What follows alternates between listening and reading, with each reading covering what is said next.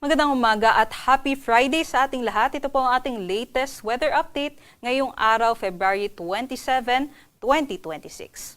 Ngayong araw, wala po tayong binabantayan na sama ng panahon, LPA o bagyo sa loob at labas ng ating area of responsibility. At wala din po tayong inaasahan na mabuo na sama ng panahon within the next 4 to 5 days. Ngunit patuloy pong umiiral itong easterlies o yung hangin galing po sa karagatang Pasipiko na nagdadala ng mainit at maalinsangang panahon sa buong bansa. Tanong po ng iba, posible pa po bang bumugso ang amihan?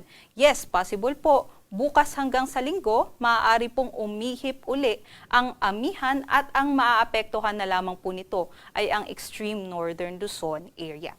Kaya ngayong araw, inaasahan po natin na magiging mainit at malinsangan sa buong Pilipinas. Posible po yung bahagyang maulap hanggang sa maulap lamang na panahon. Ngunit posible pa rin po yung mga thunderstorms o yung mga biglaang buhos ng mga pag-ulan pagsapit ng hapon hanggang sa gabi.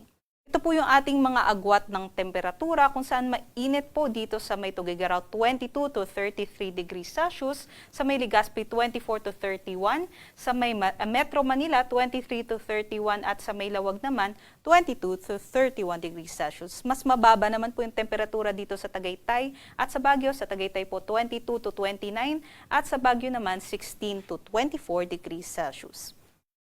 Dito naman po sa Palawan, Visayas at Mindanao, ganun din po ang ating panahon at inaasahan nga po natin magiging matindi po ang sikat ng araw, no? Kaya magdala po tayo ng mga payong at tubig panangga po sa matinding sikat ng araw at posible nga po yung mga pag-ulan pa rin pagsapit po ng hapon hanggang sa gabi. Ito po yung ating mga agwat ng temperatura dito po sa may Kalayaan Islands at Puerto Princesa 26 to 31, sa may Iloilo, Tacloban at sa may Cagayan de Oro naman 24 to 31 degrees Celsius, sa may Cebu 25 to 31 degrees Celsius at mainit nga po dito sa may Zamboanga at sa may Davao 25 to 32 degrees Celsius.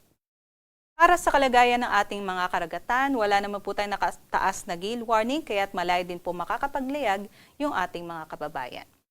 Dito sa Metro Manila, ang ating sunrise po ay mamayang 6:14 a.m.